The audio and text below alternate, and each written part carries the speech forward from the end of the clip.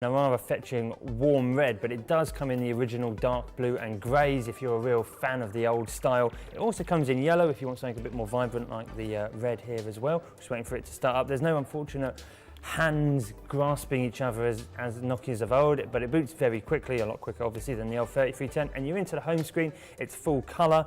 It's relatively good. Obviously it's not a full HD or even an HD display, but it's perfectly readable.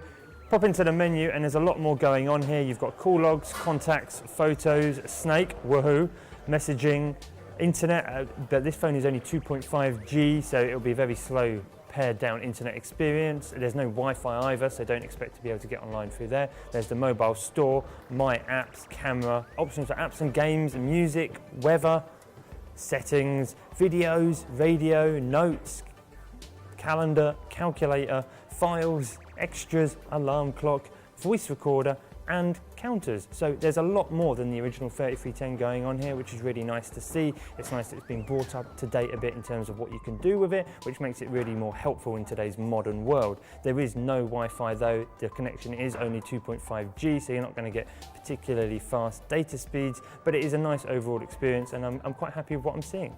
So in terms of design, you can see that the new 3310 does pay homage to its older brother, the border around the screens and those main menu buttons, the keys below, but you spin it around, it is so much thinner, so much lighter. You put this in your pocket, you will literally forget it's there, it's so light.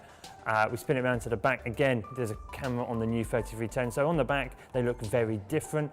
Come back round again though, back to the front, and you can see the 3310 throwback. It's not maybe as close as we'd like to see in terms of a proper retro celebration, but it is quite nice all the same.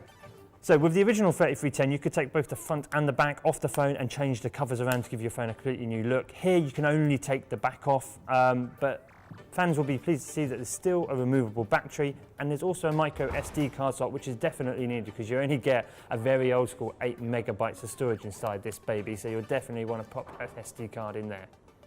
This particular little one is most exciting because it's Snake, obviously an updated version. It's not the original sort of just a line of pixels, but you get Snake on your Nokia 3310. There's a new version of Snake by Gameloft on the new 3310. It does look quite different, but we'll click through and we'll get moving. You can use the trackpad at the top, or you can be more old school and use your keys.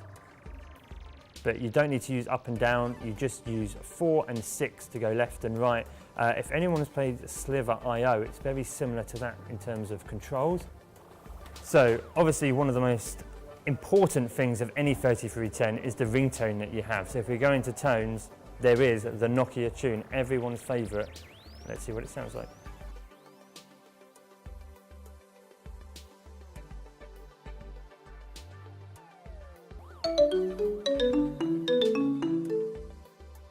So it's not exactly the monophonic ringtone that we're used to, it's polyphonic, but it still gives you that homage to the old Nokia of old, which is always quite nice. We've not yet put this through our in-depth review process, so we can't say if it has the legendary 3310 battery life, but we've been told it's got a month of standby time on the single charge, which will hopefully show out and means that you can keep this going hopefully most of the week without having to top up via the micro USB port on the top. There's no more old school pin charger like you got on the 3310.